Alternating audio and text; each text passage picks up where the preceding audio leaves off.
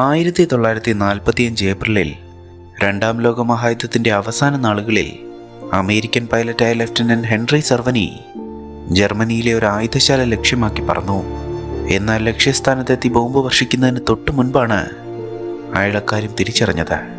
താൻ ബോംബ് വർഷിക്കാൻ പോകുന്ന സ്ഥലത്ത് സ്ത്രീകളും കുട്ടികളും ഉൾപ്പെടെ സാധാരണക്കാർ അഭയം തേടിയ വീടുകളും പള്ളികളുമുണ്ട്. ഒരൊറ്റ നിമിഷത്തെ തീരുമാനത്തിൽ ഉത്തരവ് ലംഘിച്ചുകൊണ്ട് അദ്ദേഹം വിമാനം തിരിച്ചു. ആ ബോംബുകൾ പട്ടണത്തിന് പുറത്തുള്ള ഒഴിഞ്ഞ വയലിൽ വർഷിക്കപ്പെട്ടു.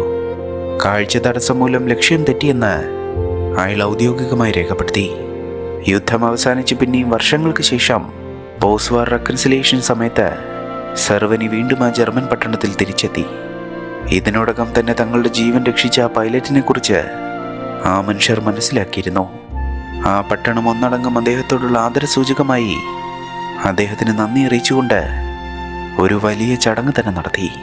താൻ രക്ഷിച്ച നൂറുകണക്കിന് മനുഷ്യരെ ജീവനോടെ കണ്ട് ആ പട്ടാളക്കാരൻ്റെ കണ്ണുകൾ ഈറനണിഞ്ഞു.